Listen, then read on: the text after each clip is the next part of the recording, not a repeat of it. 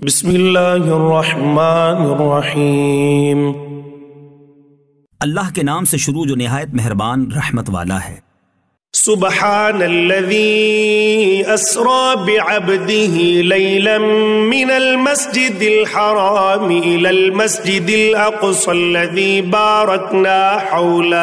بارکنا حوله لنریه من آیاتنا انه هو السمیع البصیر۔ باقی ہے اسے جو راتوں رات اپنے بندے کو لے گیا مسجد حرام یعنی خانہ کعبہ سے مسجد اقصی یعنی بیت المقدس تک، جس کے گردا گرد ہم نے برکت رکھی کہ ہم اسے اپنی عظیم نشانیاں دکھائیں، بے شک وہ سنتا دیکھتا ہے۔ اس سے معراج کے واقعے کی طرف اشارہ ہے کہ جس کی تفصیل حدیث اور سیرت کی کتابوں میں آئی ہے۔ اس کا خلاصہ یہ ہے کہ حضرت جبرائیل علیہ السلام حضرت صلی اللہ علیہ وسلم کے پاس آئے اور رات کے وقت انہیں ایک جانور پر سوار کیا جس کا نام براق تھا۔ وہ انتہائی تیز رفتاری کے ساتھ آپ کو مسجد حرام سے بیت المقدس تک لے گیا۔ یہ سفر معراج کا پہلا مرحلہ تھا جسے اسرا کہا جاتا ہے۔ پھر وہاں سے حضرت جبرائیل علیہ السلام آپ کو 7 آسمانوں پر لے گئے۔ ہر آسمان پر آپ کی ملاقات پچھلے پیغمبروں میں سے کسی پیغمبر سے ہوئی۔ اس کے بعد جنت کے ایک درخت سدرۃ المنتہا پر تشریف لے گئے اور آپ کو اللہ تعالیٰ سے براہ راست ہم کلامی کا شرف عطا ہوا۔ اسی موقع پر اللہ تعالیٰ نے آپ کی امت پر 5 نمازیں فرض فرمائی۔ پھر رات ہی رات میں آپ واپس مکہ مکرمہ تشریف لے آئے۔ اس آیت میں سفر کے صرف پہلے حصے کا بیان اس لیے کیا گیا ہے کہ آنے والے تذکرے سے اسی کا تعلق زیادہ تھا۔ البتہ سفر کے دوسرے حصے کا تذکرہ سورہ نجم میں 13 تا 18 آیت میں آیا ہے۔ صحیح روایات کے مطابق یہ معجزانہ سفر بیداری کی حالت میں پیش آیا تھا اور اس طرح اللہ تعالیٰ کی قدرت کاملہ کی ایک عظیم نشانی آپ کو دکھائی گئی تھی۔ یہ کہنا بالکل غلط ہے کہ یہ واقعہ بیداری کے بجائے خواب میں دکھایا گیا، کیونکہ یہ بات صحیح احادیث کے تو خلاف ہے ہی۔ خود قرآن کریم کا اسلوب واضح طور پر یہ بتا رہا ہے کہ یہ غیر معمولی واقعہ تھا جسے اللہ تعالیٰ نے اپنی ایک نشانی قرار دیا ہے۔ اگر یہ صرف ایک خواب کا واقعہ ہوتا تو یہ کوئی غیر معمولی بات نہیں تھی۔ انسان خواب میں بہت کچھ دیکھتا رہتا ہے، پھر اسے اپنی ایک نشانی قرار دینے کے کوئی معنی نہیں تھے۔ وَآتَيْنَا مُوسَى الْكِتَابَ وَجَعَلْنَاهُ هُدًى لِبَنِي إِسْرَائِيلَ أَلَّا تَتَّخِذُوا مِن دُونِي وَكِيلًا۔ اور ہم نے موسیٰ کو کتاب عطا فرمائی اور اسے بنی اسرائیل کے لیے ہدایت کیا کہ میرے سوا کسی کو کارساز یعنی کام بنانے والا نہ ٹھہراؤ۔ ذُرِّيَّةَ مَنْ حَمَلْنَا مَعَ نُوحٍ إِنَّهُ كَانَ عَبْدًا شَكُورًا۔ اے ان کی اولاد جن کو ہم نے نوح کے ساتھ سوار کیا، بے شک وہ بڑا شکر گزار بندہ تھا۔ حضرت نوح علیہ السلام کی کشتی کا حوالہ خاص طور پر اس لیے دیا گیا ہے کہ جو لوگ اس کشتی میں سوار ہوئے تھے انہیں اللہ تعالیٰ نے طوفان میں ڈوبنے سے بچا لیا تھا۔ یہ اللہ تعالیٰ کا خاص کرم تھا۔ اسے یاد دلا کر فرمایا جا رہا ہے کہ اس نعمت کا شکریہ ہے کہ ان لوگوں کی اولاد اللہ تعالیٰ کے سوا کسی اور کو اپنا معبود نہ بنائے۔ وَقَوَيْنَا إِلَى بَنِي إِسْرَائِيلَ فِي الْكِتَابِ لَتُفْسِدُنَّ فِي الْأَرْضِ مَرَّتَيْنِ وَلَتَعْلُنَّ عُلُوًّا كَبِيرًا۔ اور ہم نے بنی اسرائیل کو کتاب میں وحی بھیجی کہ ضرور تم زمین میں 2 بار فساد بچاؤ گے اور ضرور بڑا غرور کرو گے۔ فَإِذَا جَاءَ وَعْدُ أُولَاهُمَا بَعَثْنَا عَلَيْكُمْ عِبَادًا لَنَا أُولِي بَأْسٍ شَدِيدٍ فَجَاسُوا خِلَالَ الدِّيَارِ وَكَانَ وَعْدًا مَفْعُولًا۔ پھر جب ان میں پہلی بار کا وعدہ آیا ہم نے تم پر اپنے کچھ بندے بھیجے سخت لڑائی والے، تو وہ شہروں کے اندر تمہاری تلاش کو گھسے، اور یہ ایک وعدہ تھا جسے پورا ہونا۔ جب بنو اسرائیل کی نافرمانی حد سے بڑھ گئی تھیں تو بابل کے بادشاہ بخت نصر نے ان پر حملہ کر کے ان کا قتل عام کیا تھا، اور جو زندہ رہ گئے تھے انہیں گرفتار کر کے فلسطین سے بابل تک لے گیا تھا، جہاں مدت دراز تک وہ اس کی غلامی میں جلا وطنی کی زندگی بسر کرتے رہے۔ اس آیت میں اسی واقعے کی طرف اشارہ کیا گیا ہے۔ ثم رددنا لكم الكرة عليهم وأمددناكم بأموال وبنين وجعلناكم أكثر نفيرا. پھر ہم نے ان پر الٹ کر تمہارا حملہ کر دیا اور تم کو مالوں اور بیٹوں سے مدد دی اور تمہارا جتھا بڑھا دیا. تقریباً 70 سال تک بخت نصر کی غلامی میں رہنے کے بعد اللہ تعالیٰ نے ان پر اس طرح رحم فرمایا کہ ایران کے بادشاہ اخسویرس نے بابل پر حملہ کر کے اسے فتح کر لیا. اس موقع پر اسے ان یہودیوں کی حالت زار پر رحم آیا اور اس نے ان کو آزاد کر کے دوبارہ فلسطین میں بسا دیا. اس طرح ان کو دوبارہ خوشحالی ملی اور وہ ایک مدت تک بڑی تعداد میں وہاں آباد رہے. مگر جب خوشحالی ملنے پر انہوں نے دوبارہ بدعمالیوں پر کمر باندھی تو وہ دوسرا واقعہ پیش آیا جس کا ذکر اگلی آیت میں آ رہا ہے. ان احسنتم احسنتم لانفسکم وان اسأتم فلها فاذا جاء وعد الآخرة ليسوءوا وجوهكم وليدخلوا المسجد كما دخلوه اول مرة وليتبروا ما علوا تتبيرا. اگر تم بھلائی کرو گے اپنا بھلا کرو گے اور برا کرو گے تو اپنا. پھر جب دوسری بار کا وعدہ آیا کہ دشمن تمہارا منہ بگاڑ دیں اور مسجد میں داخل ہوں جیسے پہلی بار داخل ہوئے تھے اور جس چیز پر قابو پائیں تباہ کر کے برباد کر دیں. بعض حضرات نے تو کہا ہے کہ اس دوسرے دشمن سے مراد انتیوکس ایپیفانیوس ہے جس نے حضرت عیسیٰ علیہ السلام کی تشریف آوری سے کچھ پہلے دوبارہ بیت المقدس پر حملہ کر کے یہودیوں کا قتل عام کیا تھا. اور بعض حضرات نے کہا ہے کہ اس سے مراد حضرت عیسیٰ علیہ السلام کے رفع آسمانی کے بعد روم کے شاہ تیتوس کا حملہ ہے. اگرچہ بنی اسرائیل پر مختلف زمانوں میں بہت سے دشمن مسلط ہوتے رہے ہیں لیکن ان دو دشمنوں کا ذکر اللہ تعالیٰ نے خاص طور پر اس لیے فرمایا ہے کہ ان کے حملوں میں انہیں سب سے زیادہ نقصان اٹھانا پڑا. اور ان میں سے پہلا دشمن یعنی بخت نصر ان پر اس وقت مسلط کیا گیا جب انہوں نے حضرت موسیٰ علیہ السلام کی شریعت کی خلاف ورزی کی، اور دوسرا دشمن اس وقت مسلط کیا گیا جب انہوں نے حضرت عیسیٰ علیہ السلام کی مخالفت کی. اور آگے یہ فرمایا گیا ہے کہ اگر تم حضرت محمد صلی اللہ علیہ وسلم کی مخالفت کرو گے تو تمہارے ساتھ ویسا ہی سلوک دوبارہ کیا جائے گا. عسى ربكم أن يرحمكم وإن عدتم عدنا وجعلنا جهنم للكافرين حصيرا.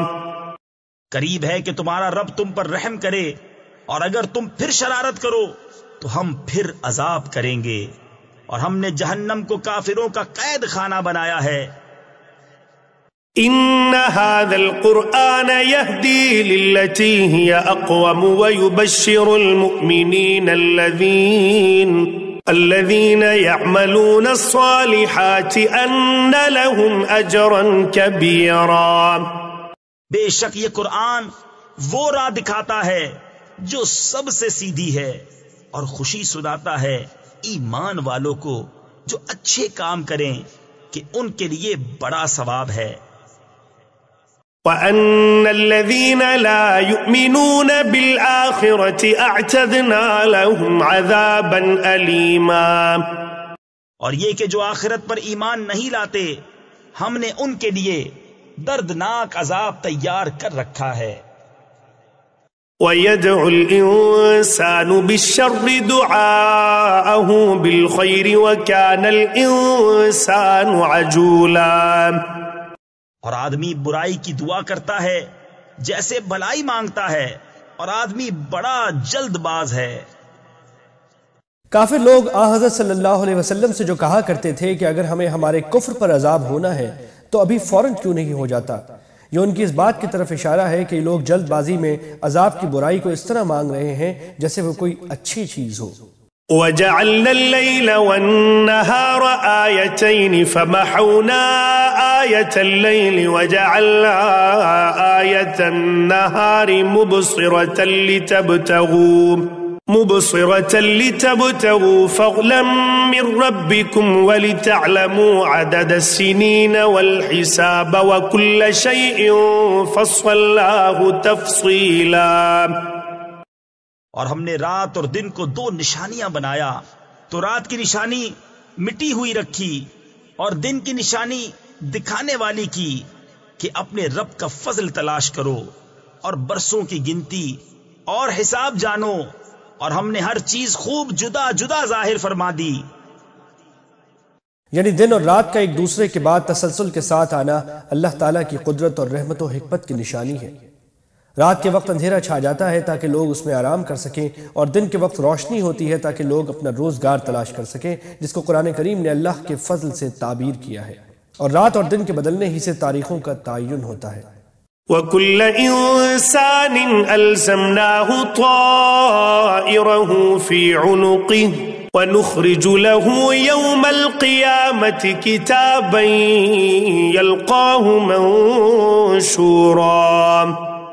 اور ہر انسان کی قسمت ہم نے اس کے گلے سے لگا دی ہے، اور اس کے لیے قیامت کے دن ایک نوشتہ یعنی تحریر نکالیں گے جسے کھلا ہوا پائے گا۔ انجام کو گلے سے چمٹانے کا مطلب یہ ہے کہ ہر شخص کے تمام اعمال ہر لمحے لکھے جا رہے ہیں جو اس کے اچھے یا برے انجام کی نشاندہی کرتے ہیں، اور جب قیامت آئے گی تو یہ سارا اعمال نامہ اس کے سامنے کھول کر رکھ دیا جائے گا جسے وہ خود پڑھ سکے گا۔ حضرت قتادہ فرماتے ہیں کہ جو شخص دنیا میں ان پڑھ تھا، قیامت کے دن اسے بھی اپنا اعمال نامہ پڑھنے کی صلاحیت دے دی جائے گی۔ اقرأ کتابک کفا بنفسک اليوم علیک حسیبا۔ فرمایا جائے گا کہ اپنا نامہ اعمال پڑھ، آج تو خود ہی اپنا حساب کرنے کو بہت ہے۔ من اهتدى فإنما يهتدي لنفسه ومن ضل فإنما يضل عليها ولا تزر وازرة وزر أخرى وما كنا معذبين حتى نبعث رسولا۔ جو راہ پر آیا وہ اپنے ہی بھلے کو راہ پر آیا، اور جو بہکا تو اپنے ہی برے کو بہکا، اور کوئی بوجھ اٹھانے والی جان دوسرے کا بوجھ نہ اٹھائے گی، اور ہم عذاب کرنے والے نہیں جب تک رسول نہ بھیج لیں۔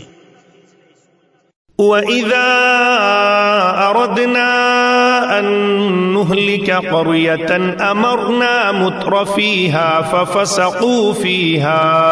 فَفَسَقُوا فِيهَا فَحَقَّ عَلَيْهَا الْقَوْلُ فَدَمَّرْنَاهَا تَدْمِيرًا۔ اور جب ہم کسی بستی کو ہلاک کرنا چاہتے ہیں، اس کے خوشحالوں یعنی امیروں پر احکام بھیجتے ہیں، پھر وہ اس میں بے حکمی کرتے ہیں تو اس پر بات پوری ہو جاتی ہے تو ہم اسے تباہ کر کے برباد کر دیتے ہیں۔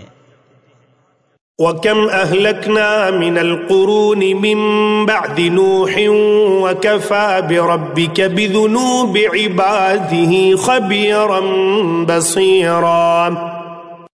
اور ہم نے کتنی ہی سنگتیں یعنی قومیں نوح کے بعد ہلاک کر دی، اور تمہارا رب کافی ہے اپنے بندوں کے گناہوں سے خبردار، دیکھنے والا۔ من كان يريد العاجلة عجلنا له فيها ما نشاء لمن نريد ثم جعلنا له جهنم يصلاها مذموما مدحورا۔ جو یہ جلدی والی چاہے ہم اسے اس میں جلد دے دے، جو چاہیں جسے چاہیں پھر اس کے لیے جہنم کر دیں کہ اس میں جائے مذمت کیا ہوا، دھکے کھاتا۔ یہ اس شخص کا ذکر ہے جس نے اپنی زندگی کا مقصد ہی دنیا کی بہتری کو بنا رکھا ہے، اور آخرت پر یا تو ایمان نہیں یا اس کی کوئی فکر نہیں۔ نیز اس قسم میں وہ شخص بھی داخل ہے جو کوئی نیکی کا کام دنیا کی دولت یا شہرت حاصل کرنے کے لیے کرتا ہے، اللہ تعالیٰ کو راضی کرنے کے لیے نہیں۔ اللہ تعالیٰ فرماتے ہیں کہ ایسے لوگوں کو دنیا کے یہ فوائد ملنے کی بھی کوئی گارنٹی نہیں ہے، نہ اس بات کی گارنٹی ہے کہ جتنے فائدے وہ چاہ رہے ہیں وہ سب مل جائیں، البتہ ان میں سے جن کو ہم مناسب سمجھتے ہیں جتنا مناسب سمجھتے ہیں دنیا میں دے دیتے ہیں، مگر آخرت میں ان کا انجام جہنم ہے۔ وَمَنْ أَرَادَ الْآخِرَةَ وَسَعَى لَهَا سَعْيَهَا وَهُوَ مُؤْمِنٌ فَأُولَئِكَ كَانَ سَعْيُهُمْ مَشْكُورًا۔ اور جو آخرت چاہے اور اس کسی کوشش کرے اور ہو ایمان والا تو انہی کی کوشش ٹھکانے لگی۔ كلا نمد هؤلاء وهؤلاء من عطاء ربك وما كان عطاء ربك محظورا. ہم سب کو مدد دیتے ہیں، ان کو بھی اور ان کو بھی، تمہارے رب کی عطا سے، اور تمہارے رب کی عطا پر روک نہیں. یہاں عطا سے مراد دنیا کا رزق ہے، یعنی مومن و کافر اور متقی اور فاسق ہر شخص کو دنیا میں اللہ تعالیٰ رزق عطا فرماتے ہیں. یہ رزق کسی پر بند نہیں ہے. انظر كيف فضلنا بعضهم على بعض وللآخرة أكبر درجات وأكبر تفضيلا. دیکھو ہم نے ان میں ایک کو ایک پر کیسی بڑائی دی، اور بے شک آخرت درجوں میں سب سے بڑی اور فضل میں سب سے اعلیٰ. یعنی دنیا میں کسی کو اللہ تعالیٰ نے اپنی حکمت کے تحت زیادہ رزق عطا فرمایا ہے اور کسی کو کم. البتہ جس چیز کے لیے انسان کو پوری کوشش کرنی چاہیے وہ آخرت کے فوائد ہیں، کیونکہ وہ دنیا کے فوائد کے مقابلے میں بدرجہ زیادہ ہے.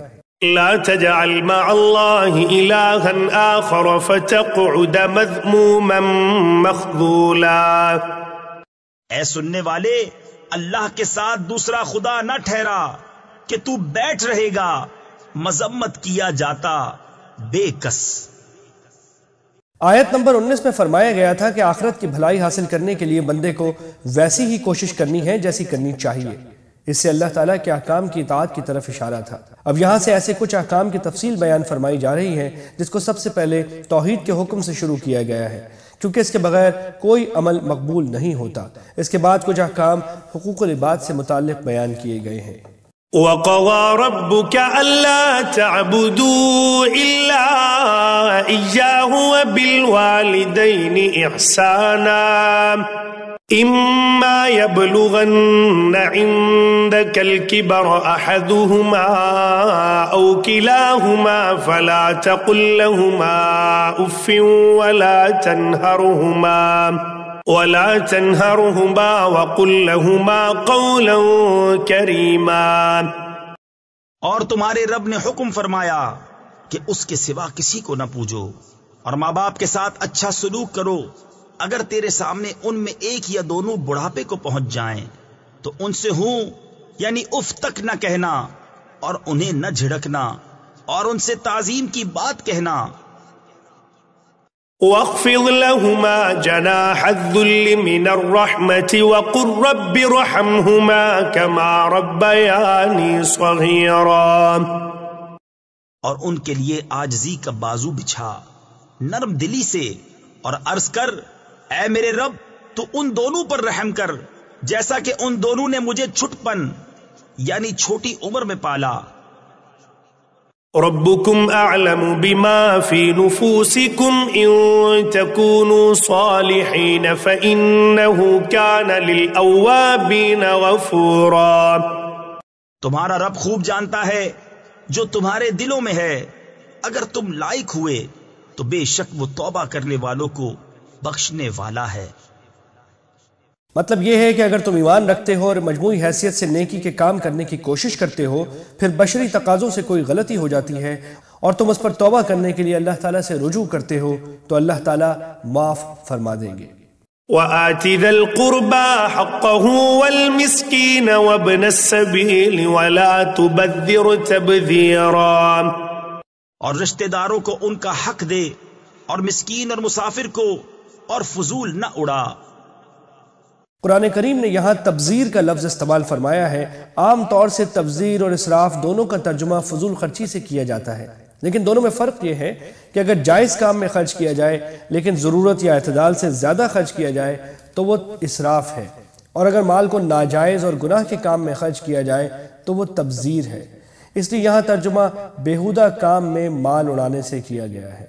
ان المبذرین كانوا اخوان الشیاطین وكان الشیطان لربه کفورا. بے شک اڑانے والے یعنی فضول خرچی کرنے والے شیطانوں کے بھائی ہیں، اور شیطان اپنے رب کا بڑا ناشکرا ہے. وَإِمَّا تُعْرِضَنَّ عَنْهُمُ ابْتِغَاءَ رَحْمَةٍ مِّن رَّبِّكَ تَرْجُوهَا فَقُل لَّهُمْ قَوْلًا مَّيْسُورًا۔ اور اگر تو ان سے منہ پھیرے اپنے رب کی رحمت کے انتظار میں جس کی تجھے امید ہے تو ان سے آسان بات کہہ۔ یعنی کسی ضرورت مند کو کچھ دینے سے اس لیے انکار کرنے کی نوبت آ جائے کہ اس وقت تمہارے پاس دینے کے لیے کچھ نہ ہو، لیکن تمہیں یہ توقع ہو کہ آئندہ اللہ تعالیٰ اپنے فضل سے وسعت عطا فرمائیں گے، تو ایسے میں اس ضرورت مند سے نرم الفاظ میں معذرت کر سکتے ہو۔ وَلَا تَجْعَلْ يَدَكَ مَغْلُولَةً إِلَىٰ عُنُقِكَ وَلَا تَبْسُطْهَا كُلَّ الْبَسْطِ فَتَقْعُدَ مَلُومًا مَحْسُورًا۔ اور اپنا ہاتھ اپنی گردن سے بندھا ہوا نہ رکھ اور نہ پورا کھول دے کہ تو بیٹھ رہے ملامت کیا ہوا تھکا ہوا۔ إِنَّ رَبَّكَ يَبْسُطُ الرِّزْقَ لِمَن يَشَاءُ وَيَقْدِرُ إِنَّهُ كَانَ بِعِبَادِهِ خَبِيرًا بَصِيرًا۔ بے شک تمہارا رب جسے چاہے رزق کشادہ دیتا اور کستا ہے، یعنی تنگی دیتا ہے، بے شک وہ اپنے بندوں کو خوب جانتا دیکھتا ہے۔ وَلَا تَقْتُلُوا أَوْلَادَكُمْ خَشْيَةَ إِمْلَاقٍ نَحْنُ نَرْزُقُهُمْ وَإِيَّاكُمْ إِنَّ قَتْلَهُمْ كَانَ خِطْئًا كَبِيرًا۔ اور اپنی اولاد کو قتل نہ کرو مفلسی کے ڈر سے، ہم تمہیں بھی اور انہیں بھی روزی دیں گے، بے شک ان کا قتل بڑی خطا ہے۔ مشرکین عرب بعض اوقات تو لڑکیوں کو اس لیے زندہ دفن کر دیتے تھے کہ اپنے گھر میں لڑکی کے وجود ہی کو وہ باعث شرم سمجھتے تھے۔ اس کے علاوہ بعض مرتبہ اولاد کو اس لیے قتل کر دیتے تھے کہ ان کو کھلانے سے مفلس ہو جانے کا احتمال تھا۔ وَلَا تَقْرَبُوا الزِّنَا إِنَّهُ كَانَ فَاحِشَةً وَسَاءَ سَبِيلًا۔ اور بدکاری کے پاس نہ جاؤ، بے شک وہ بے حیائی ہے اور بہت ہی بری راہ۔ وَلَا تَقْتُلُوا النَّفْسَ الَّتِي حَرَّمَ اللَّهُ إِلَّا بِالْحَقِّ وَمَن قُتِلَ مَظْلُومًا فَقَدْ جَعَلْنَا لِوَلِيِّهِ سُلْطَانًا فَلَا يُسْرِفْ فِي الْقَتْلِ إِنَّهُ كَانَ مَنصُورًا۔ اور کوئی جان جس کی حرمت اللہ نے رکھی ہے ناحق نہ مارو، اور جو ناحق مارا جائے تو بے شک ہم نے اس کے وارث کو قابو دیا ہے، تو وہ قتل میں حد سے نہ بڑھے، ضرور اس کی مدد ہونی ہے۔ کسی کو قتل کرنے کا حق صرف چند صورتوں میں پہنچتا ہے، جن میں سے ایک اہم صورت کا ذکر اگلے جملے میں آ رہا ہے، اور وہ یہ کہ کسی شخص کو ظالمانہ طور پر قتل کر دیا گیا ہو تو اس کے ولی یعنی وارثوں کو یہ حق پہنچتا ہے کہ وہ بدلے میں عدالتی کارروائی کے بعد قاتل کو قتل کریں یا کروائیں۔ اس بدلے کو قصاص کہا جاتا ہے۔ قاتل کو قصاص میں قتل کروانے کا حق تو اولیاء مقتول کو حاصل ہے، لیکن اس سے زیادہ کسی کارروائی کا حق نہیں ہے۔ چنانچہ ہاتھ پاؤں یا دوسرے اعضاء کا کاٹنا یا قتل کرنے کے لیے کوئی زیادہ تکلیف دہ طریقہ اختیار کرنا جائز نہیں ہے۔ ایسا کوئی طریقہ اختیار کیا جائے تو اسے قرآن کریم نے حد سے تجاوز قرار دیا ہے۔ وَلَا تَقْرَبُوا مَالَ الْيَتِيمِ إِلَّا بِالَّتِي هِيَ أَحْسَنُ حَتَّى يَبْلُغَ أَشُدَّهُ وَأَوْفُوا بِالْعَهْدِ إِنَّ الْعَهْدَ كَانَ مَسْئُولًا۔ اور یتیم کے مال کے پاس نہ جاؤ مگر اس راہ سے جو سب سے بھلی ہے، یہاں تک کہ وہ اپنی جوانی کو پہنچے، اور عہد پورا کرو، بے شک عہد سے سوال ہونا ہے۔ یہ یتیم کے رشتہ داروں اور خاص طور پر اس کے سرپرستوں کو خطاب ہو رہا ہے کہ اگر یتیم کو اپنے مرحوم باپ سے میراث میں کوئی مال ملا ہو تو اسے امانت سمجھو، اور اس میں وہی تصرف تمہارے لیے جائز ہے جو یتیم کے حق میں فائدہ مند ہو۔ کوئی ایسا کام جائز نہیں جس میں اس کو نقصان پہنچنے کا احتمال ہو، مثلا کسی کو قرض دے دینا یا اس کی طرف سے کسی کو تحفہ دے دینا، البتہ جب وہ پختگی کو پہنچ جائے یعنی بالغ ہو کر اسے اتنی سمجھ آ جائے کہ وہ اپنے نفع نقصان کو خود سمجھنے لگے تو اس وقت اس کا مال اسی کے حوالے کر دینا واجب ہے۔ یہ مسئلہ قرآن کریم نے تفصیل کے ساتھ سورہ نساء میں بیان فرمایا ہے۔ وَأَوْفُوا الْكَيْلَ إِذَا كِلْتُمْ وَزِنُوا بِالْقِسْطَاسِ الْمُسْتَقِيمِ ذَلِكَ خَيْرٌ وَأَحْسَنُ تَأْوِيلًا، اور ماپو تو پورا ماپو اور برابر ترازو سے تولو، یہ بہتر ہے اور اس کا انجام اچھا۔ وَلَا تَقْفُ مَا لَيْسَ لَكَ بِهِ عِلْمٌ إِنَّ السَّمْعَ وَالْبَصَرَ وَالْفُؤَادَ كُلُّ أُولَئِكَ كَانَ عَنْهُ مَسْئُولًا، اور اس بات کے پیچھے نہ پڑ جس کا تجھے علم نہیں، بے شک کان اور آنکھ اور دل ان سب سے سوال ہونا ہے۔ مثلا جب تک کسی شخص کے بارے میں شرعی دلیل سے کوئی جرم یا گناہ ثابت نہ ہو جائے، اس وقت تک صرف شبے کی بنیاد پر نہ اس کے خلاف سزا کی کارروائی جائز ہے اور نہ دل میں یہ یقین کر لینا جائز ہے کہ واقعی اس نے جرم یا گناہ کا ارتکاب کیا ہے۔ اس آیت کا ایک مطلب یہ بھی بیان کیا گیا ہے کہ جن باتوں کا نہ یقینی علم حاصل ہے اور نہ ایسے علم پر دنیا اور آخرت کا کوئی کام موقوف ہے، بلا وجہ ایسی چیزوں کی تحقیق اور جستجو میں پڑنا بھی جائز نہیں ہے۔ اگر شرعی دلیل کے بغیر کوئی شخص دوسرے کے بارے میں یقین کر کے بیٹھ جائے کہ اس نے فلاں گناہ کا ارتکاب کیا ہے تو یہ دل کا گناہ ہے اور اس سے آخرت میں باز پرس ہوگی۔ وَلَا تَمْشِ فِي الْأَرْضِ مَرَحًا إِنَّكَ لَن تَخْلِقَ الْأَرْضَ وَلَن تَبْلُغَ الْجِبَالَ طُولًا، اور زمین میں اتراتا نہ چل، بے شک تو ہرگز زمین نہ چیر ڈالے گا اور ہرگز بلندی میں پہاڑوں کو نہ پہنچے گا۔ اکڑ کر چلنے کے لیے ایک تو کچھ لوگ زمین پر زور زور سے پاؤں مار کر چلتے ہیں، دوسرے سینہ تان کر چلنے کی کوشش کی جاتی ہے۔ پہلی صورت کے لیے کہا گیا ہے کہ پاؤں چاہے کتنی زور سے مار لو تم زمین کو پھاڑ نہیں سکتے، اور دوسری صورت کے لیے فرمایا گیا ہے کہ سینہ تان کر اپنا قد اونچا کرنے کی کتنی ہی کوشش کر لو تمہاری لمبائی پہاڑوں سے زیادہ نہیں ہو سکتی، اور اگر لمبا قد ہی فضیلت اور بڑائی کا معیار ہوتا تو پہاڑوں کو تم سے افضل ہونا چاہیے تھا۔ كل ذلك كان سيئه عند ربك مكروها، یہ جو کچھ گزرا ان میں کی بری بات تیرے رب کو ناپسند ہے۔ ذلك مما أوحى إليك ربك من الحكمة ولا تجعل مع الله إلها آخر فتلقى في جهنم ملوما مدحورا، یہ ان وحیوں میں سے ہے جو تمہارے رب نے تمہاری طرف بھیجی، حکمت کی باتیں، اور اے سننے والے اللہ کے ساتھ دوسرا خدا نہ ٹھہرا کہ تو جہنم میں پھینکا جائے گا، تانا پاتا، دھکے کھاتا۔ أَفَأَصْفَاكُمْ رَبُّكُمْ بِالْبَنِينَ وَاتَّخَذَ مِنَ الْمَلَائِكَةِ إِنَاثًا إِنَّكُمْ لَتَقُولُونَ قَوْلًا عَظِيمًا، کیا تمہارے رب نے تم کو بیٹے چن دیے اور اپنے لیے فرشتوں سے بیٹیاں بنائی؟ بے شک تم بڑا بول بولتے ہو۔ پیچھے کئی مرتبہ گزرا ہے کہ مشرکین عرب فرشتوں کو خدا کی بیٹیاں کہا کرتے تھے، حالانکہ خود اپنے لیے بیٹیوں کی پیدائش کو وہ بہت برا سمجھتے تھے اور اپنے لیے ہمیشہ بیٹوں کی تمنا کیا کرتے تھے۔ اللہ تعالیٰ فرماتے ہیں کہ یہ عجیب معاملہ ہے کہ تمہارے خیال کے مطابق تمہیں تو اللہ تعالیٰ نے بیٹے دینے کے لیے چن لیا ہے اور خود بیٹیاں رکھی ہیں، تو تمہارے خیال کے مطابق باپ کے لیے باعث عار ہوا کرتی ہیں۔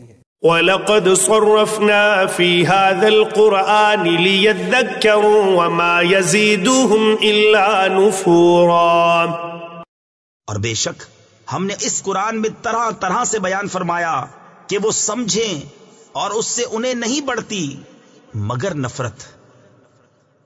قُلْ لَوْ كَانَ مَعَهُ آلِهَةٌ كَمَا يَقُولُونَ إِذًا لَابْتَغُوا إِلَى ذِي الْعَرْشِ سَبِيلًا، تم فرماؤ اگر اس کے ساتھ اور خدا ہوتے جیسا یہ بکتے ہیں، جب تو وہ عرش کے مالک کی طرف کوئی راہ ڈھونڈ نکالتے۔ یہ توحید کے حق میں اور شرک کے خلاف ایک عام فہم دلیل ہے، اور وہ یہ کہ خدا ایسی ذات ہی کو کہا جا سکتا ہے جو ہر کام پر قدرت رکھتی ہو اور کسی کے حکم کے تابع نہ ہو۔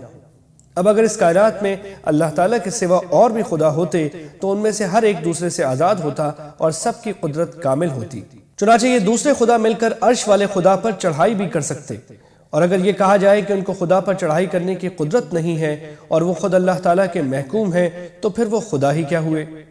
ثابت ہو گیا کہ کائنات میں حقیقی خدا تو ایک ہی ہے، اس کے سوا کوئی عبادت کے لائق نہیں ہے۔ سبحانہ وتعالی عما یقولون علوا کبیرا، اسے پاکی اور برتری ان کی باتوں سے بڑی برتری۔ تسبح له السماوات السبع والأرض ومن فيهن وإن من شيء إلا يسبح بحمده ولكن لا تفقهون تسبيحهم إنه كان حليما غفورا۔ اس کی پاکی بولتے ہیں ساتوں آسمان اور زمین اور جو کوئی ان میں ہیں، اور کوئی چیز نہیں جو اسے سراہتی یعنی تعریف کرتی ہوئی اس کی پاکی نہ بولے۔ ہاں تم ان کی تسبیح نہیں سمجھتے، بے شک وہ حلم والا بخشنے والا ہے۔ اس کا مطلب یہ بھی ہو سکتا ہے کہ ساری چیزیں زبان حال سے اللہ تعالیٰ کی تسبیح کرتی ہیں، کیونکہ ان میں سے ہر چیز ایسی ہے کہ اگر اس کی تخلیق پر غور کیا جائے تو وہ اللہ تعالیٰ کی قدرت کاملہ اور اس کی وحدانیت پر دلالت کرتی ہے۔ نیز ہر چیز اسی کے تابع فرمان ہے، اور یہ مطلب بھی کچھ بعید نہیں ہے کہ یہ ساری چیزیں حقیقی معنی میں تسبیح کرتی ہوں اور ہم اسے نہ سمجھتے ہوں، کیونکہ اللہ تعالیٰ نے کائنات کی ہر چیز یہاں تک کہ پتھروں میں بھی ایک طرح کی حس پیدا فرمائی ہے، اور یہ بات قرآن کریم کی کئی آیتوں کی روشنی میں زیادہ صحیح معلوم ہوتی ہے۔ اور آج کی سائنس نے بھی یہ تسلیم کر لیا ہے کہ پتھروں میں بھی ایک طرح کی حس پائی جاتی ہے۔ وَإِذَا قَرَأْتَ الْقُرْآنَ جَعَلْنَا بَيْنَكَ وَبَيْنَ الَّذِينَ لَا يُؤْمِنُونَ بِالْآخِرَةِ حِجَابًا مَسْتُورًا۔ اور اے محبوب، تم نے قرآن پڑھا، ہم نے تم پر اور ان میں کہ آخرت پر ایمان نہیں لاتے ایک چھپا ہوا پردہ کر دیا۔ جو لوگ اپنی اصلاح اور آخرت کی فکر سے غافل بس دنیا کے پیچھے پڑے رہتے ہیں اور حق کی کوئی طلب ان کے دلوں میں پیدا نہیں ہوتی، بلکہ وہ حق کے مقابلے میں ضد اور عناد کی روش اختیار کر لیتے ہیں، وہ حق کو سوچنے سمجھنے سے محروم ہو جاتے ہیں۔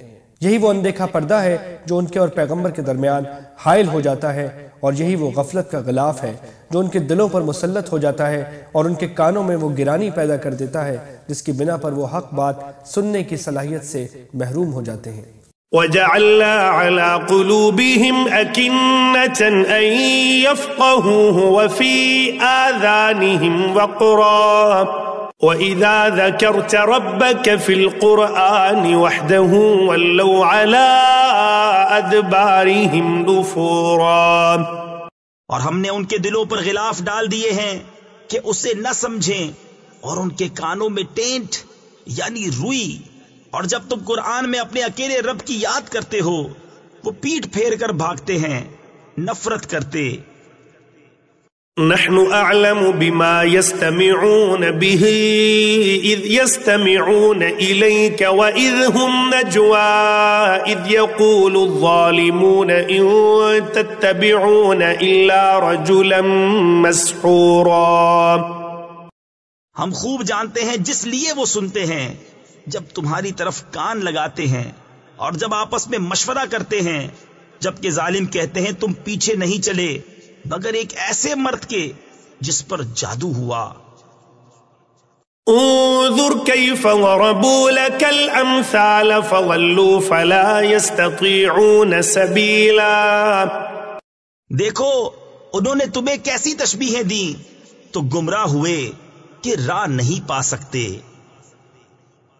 وقالوا أَإِذَا كُنَّا عِظَامًا وَرُفَاتًا أَإِنَّا لَمَبْعُوثُونَ خَلْقًا جَدِيدًا۔ اور بولے کیا جب ہم ہڈیاں اور ریزہ ریزہ ہو جائیں گے کیا سچ مچ نئے بن کر اٹھیں گے؟ قُلْ كُونُوا حِجَارَةً أَوْ حَدِيدًا۔ تم فرماؤ کہ پتھر یا لوہا ہو جاؤ، أو خلقا مما يكبر في صدوركم فسيقولون من يعيدنا قل الذي فطركم أول مرة فسينغضون فسينغضون إليك رؤوسهم ويقولون متاه وقل عسى أن يكون قريبا. یا اور کوئی مخلوق جو تمہارے خیال میں بڑی ہو تو اب کہیں گے ہمیں کون پھر پیدا کرے گا؟ تم فرماؤ وہی جس نے تمہیں پہلی بار پیدا کیا تھا. تو اب تمہاری طرف مسخرگی سے سر ہلا کر کہیں گے یہ کب ہے؟ تم فرماؤ شاید نزدیک ہی ہو. اشارہ اس طرف ہے کہ کسی چیز کو پہلی بار عدم سے وجود میں لانا زیادہ مشکل ہوتا ہے. اس کے برخلاف ایک مرتبہ پیدا کرنے کے بعد دوبارہ پیدا کرنا اتنا مشکل نہیں ہوتا. جس خدا نے پہلی بار پیدا کرنے کا زیادہ مشکل کام اپنی قدرت سے انجام دیا ہے اس کے بارے میں یہ ماننے میں کیا دشواری ہے کہ وہ دوبارہ بھی پیدا کر سکتا ہے. يوم يدعوكم فتستجيبون بحمده وتظنون إن لبثتم إلا قليلا. جس دن وہ تمہیں بلائے گا تو تم اس کی حمد کرتے چلے آؤ گے اور سمجھو گے کہ نہ رہے تھے مگر تھوڑا. وقل لعبادي يقولوا التي هي أحسن إن الشيطان ينزغ بينهم إن الشيطان كان للإنسان عدوا مبينا.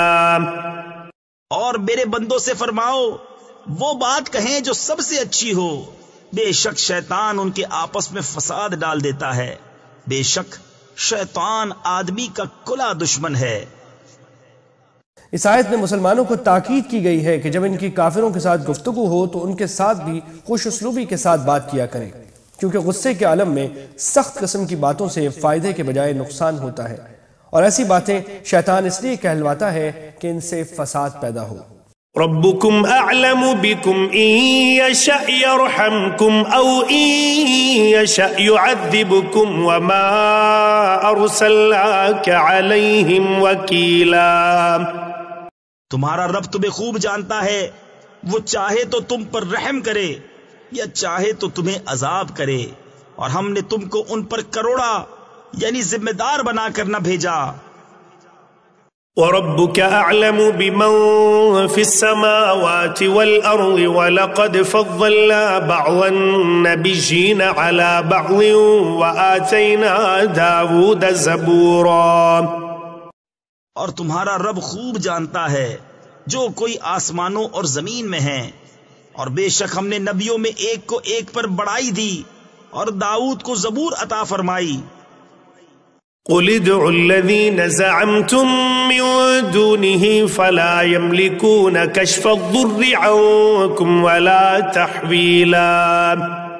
تم فرماؤ پکارو انہیں جن کو اللہ کے سوا گمان کرتے ہو تو وہ اختیار نہیں رکھتے تم سے تکلیف دور کرنے اور نہ پھیر دینے کا. أولئك الذين يدعون يبتغون إلى ربهم الوسيلة أيهم أقرب ويرجون رحمته ويخافون عذابه إن عذاب ربك كان محذورا. وہ مقبول بندے جنہیں یہ کافر پوجتے ہیں وہ آپ ہی اپنے رب کی طرف وسیلہ ڈھونڈتے ہیں کہ ان میں کون زیادہ مقرب ہے. اس کی رحمت کی امید رکھتے اور اس کے عذاب سے ڈرتے ہیں. بے شک تمہارے رب کا عذاب ڈر کی چیز ہے. اس سے مراد بت نہیں بلکہ وہ فرشتے اور جنات ہیں جن کو مشرکین عرب خدائی کا درجہ دیا کرتے تھے. مطلب یہ ہے کہ یہ خدا تو کیا ہوتے، خود اللہ تعالیٰ کی مخلوق ہیں اور اس کے تقرب کے راستے ڈھونڈتے رہتے ہیں. وَإِن مِّن قَرْيَةٍ إِلَّا نَحْنُ مُهْلِكُوهَا قَبْلَ يَوْمِ الْقِيَامَةِ أَوْ مُعَذِّبُوهَا عَذَابًا شَدِيدًا كَانَ ذَلِكَ فِي الْكِتَابِ مَسْطُورًا. اور کوئی بستی نہیں مگر یہ کہ ہم اسے روز قیامت سے پہلے نیست یعنی ہلاک کر دیں گے یا اسے سخت عذاب دیں گے، یہ کتاب میں لکھا ہوا ہے. یعنی اگر کافروں پر ابھی جلدی سے کوئی عذاب نہیں آ رہا ہے تو وہ یہ نہ سمجھیں کہ ہمیشہ کے لیے عذاب سے بچ گئے ہیں. واقعہ یہ ہے کہ یا تو ان پر کوئی سخت عذاب دنیا ہی میں آ جائے گا ورنہ قیامت سے پہلے پہل سبھی کو ہلاک ہونا ہے، اور پھر آخرت میں ان کافروں کو دائمی عذاب ہو کر رہے گا. وما منعنا أن نرسل بالآيات إلا أن كذب بها الأولون وآتينا ثمود الناقة مبصرة فظلموا بها وما نرسل بالآيات إلا تخويفا. اور ہم ایسی نشانیاں بھیجنے سے یوں ہی باز رہے کہ انہیں اگلوں نے جھٹلایا، اور ہم نے سمود کو ناقہ دیا یعنی اونٹنی دی آنکھیں کھولنے کو، تو انہوں نے اس پر ظلم کیا. اور ہم ایسی نشانیاں نہیں بھیجتے مگر ڈرانے کو. حضرت صلی اللہ علیہ وسلم کے متعدد معجزات دیکھنے کے بعد مشرکین آپ سے نت نئے معجزات کا مطالبہ کرتے رہتے تھے. یہ ان مطالبات کا جواب ہے. فرمایا جا رہا ہے کہ اللہ تعالیٰ کی سنت یہ ہے کہ جب کافروں کو کوئی فرمائشی معجزہ دکھا دیا جاتا ہے اور وہ اس کے باوجود ایمان نہیں لاتے تو انہیں عذاب سے ہلاک کر دیا جاتا ہے، جس کی ایک مثال یہ ہے کہ قوم سمود کے مطالبے پر پہاڑ سے اونٹنی نکال دی تھی مگر وہ پھر بھی نہ مانے، اس لیے عذاب کا شکار ہوئے. اللہ تعالیٰ کو معلوم ہے کہ یہ مشرکین عرب بھی اپنا فرمائشی معجزہ دیکھنے کے باوجود اسی طرح پیغمبر کو جھٹلاتے رہیں گے جس طرح پچھلی قوموں نے جھٹلایا تھا. چونکہ ابھی ان کو ہلاک کرنا اللہ تعالیٰ کی حکمت کو منظور نہیں ہے، اس لیے فرمائشی معجزات نہیں دکھائے جا رہے ہیں. وَإِذْ قُلْنَا لَكَ إِنَّ رَبَّكَ أَحَاطَ بِالنَّاسِ وَمَا جَعَلْنَا الرُّؤْيَا الَّتِي أَرَيْنَاكَ إِلَّا فِتْنَةً لِلنَّاسِ وَالشَّجَرَةَ الْمَلْعُونَةَ فِي الْقُرْآنِ وَنُخَوِّفُهُمْ فَمَا يَزِيدُهُمْ إِلَّا طُغْيَانًا كَبِيرًا. اور جب ہم نے تم سے فرمایا کہ سب لوگ تمہارے رب کے قابو میں ہیں، اور ہم نے نہ کیا وہ دکھاوا جو تمہیں دکھایا تھا مگر لوگوں کی آزمائش کو، اور وہ پیڑ جس پر قرآن میں لعنت ہے، اور ہم انہیں ڈراتے ہیں تو انہیں نہیں بڑھتی مگر بڑی سرکشی. یعنی اللہ تعالیٰ نے حضرت صلی اللہ علیہ وسلم کو بتا دیا تھا کہ اللہ تعالیٰ کے علم میں ہے کہ یہ ہٹ دھرم لوگ کسی صورت میں ایمان نہیں لائیں گے. چنانچہ ان کے ہٹ دھرمی کی آگے دو مثالیں دی گئی ہیں. ایک یہ کہ اللہ تعالیٰ نے آپ صلی اللہ علیہ وسلم کو معراج کے موقع پر جو نظارہ دکھایا وہ آپ کے پیغمبر ہونے کی کھلی ہوئی دلیل تھی. کافروں نے آپ سے بیت المقدس کے بارے میں مختلف سوالات کیے اور آپ نے سب کے ٹھیک ٹھیک جوابات دیے، جس سے یہ بات واضح ہو گئی کہ واقعی آپ نے راتوں رات یہ سفر کیا ہے. لیکن اتنی کھلی ہوئی بات سامنے آ جانے کے بعد بھی یہ لوگ اپنی ہٹ دھرمی پر ڈٹے رہے. دوسری مثال یہ ہے کہ قرآن کریم نے فرمایا تھا کہ زقوم کا درخت دوزخیوں کی غذا ہوگی، اور یہ بھی فرمایا تھا کہ یہ درخت جہنم ہی میں پیدا ہوتا ہے. اس پر کافروں نے ایمان لانے کے بجائے مذاق اڑانا شروع کیا کہ بھلا آگ میں درخت کیسے پیدا ہو سکتا ہے، اور یہ نہ سوچا کہ جس ذات نے آگ پیدا کی ہے اگر وہ اسی آگ میں کوئی درخت بھی پیدا کر دے جس کی خاصیت عام درختوں سے مختلف ہو تو بھلا اس میں تعجب کی کیا بات ہے. یعنی اس سے ہدایت حاصل کرنے کے بجائے یہ اور گمراہی میں پڑ گئے، جس کی تفصیل اوپر کے حاشیے میں گزری. وَإِذْ قُلْنَا لِلْمَلَائِكَةِ اسْجُدُوا لِآدَمَ فَسَجَدُوا إِلَّا إِبْلِيسَ قَالَ أَأَسْجُدُ لِمَنْ خَلَقْتَ طِينًا. اور یاد کرو جب ہم نے فرشتوں کو حکم دیا کہ آدم کو سجدہ کرو تو ان سب نے سجدہ کیا سوا ابلیس کے. بولا کیا میں اسے سجدہ کروں جسے تو نے مٹی سے بنایا؟ قال أرأيتك هذا الذي كرمت علي لئن أخرتني إلى يوم القيامة لأحتنكن ذريته إلا قليلا. بولا دیکھ تو جو یہ تو نے مجھ سے معزز رکھا، اگر تو نے مجھے قیامت تک مہلت دی تو ضرور میں اس کی اولاد کو پیس ڈالوں یعنی برباد کر ڈالوں گا مگر تھوڑا. یعنی انہیں اس طرح اپنے قابو میں کر لوں گا جیسے گھوڑے وغیرہ کو جبڑوں میں لگام دے کر قابو میں کیا جاتا ہے. قال اذهب فمن تبعك منهم فإن جهنم جزاؤكم جزاء موفورا. فرمایا دور ہو تو ان میں جو تیری پیروی کرے گا تو بے شک تم سب کا بدلہ جہنم ہے، بھرپور سزا. واستفزز من استطعت منهم بصوتك وأجلب عليهم بخيلك ورجلك وشاركهم في الأموال والأولاد وعدهم وما يعدهم الشيطان إلا غرورا. اور ڈگا دے یعنی بہکا دے ان میں سے جس پر قدرت پائے اپنی آواز سے، اور ان پر لام باندھ لا یعنی فوجی لشکر چڑھا لا اپنے سواروں اور اپنے پیادوں کا، اور ان کا ساجی ہو مالوں اور بچوں میں، اور انہیں وعدہ دے، اور شیطان انہیں وعدہ نہیں دیتا مگر فریب سے. آواز سے بہکانے کا مطلب یہ بھی ہو سکتا ہے کہ ان کے دلوں میں گناہ کے وسوسے پیدا کرے، اور بعض مفسرین نے کہا ہے کہ اس سے مراد گانے بجانے کی آواز ہے جو انسان کو گناہ میں مبتلا کر دیتی ہے. شیطان کو دشمن کی فوج سے تشبیہ دی گئی ہے کہ جس طرح ایک فوج میں سواروں کے بھی دستے ہوتے ہیں اور پیدل چلنے والے دستے بھی، اسی طرح شیطان بھی اپنی ایک فوج رکھتا ہے جس میں شریر جنات اور انسان شامل ہیں. یہ سب مل کر انسانوں کو بہکانے میں شیطان کی مدد کرتے ہیں. اس میں اشارہ ہے کہ جب کوئی شخص اپنے مال و دولت اور اولاد کو اللہ تعالیٰ کے احکام کے خلاف حاصل کرتا یا انہیں ناجائز کاموں میں استعمال کرتا ہے تو اس کا مطلب یہ ہے کہ اس نے اپنے مال اور اولاد میں شیطان کا حصہ لگا لیا ہے. ان عبادی لیس لک علیہم سلطان وکفا بربک وکیلا. بے شک جو میرے بندے ہیں ان پر تیرا کچھ قابو نہیں، اور تیرا رب کافی ہے کام بنانے کو. میرے بندوں سے مراد وہ مخلص بندے ہیں جو اللہ تعالیٰ کی فرمانبرداری کی فکر رکھتے ہیں.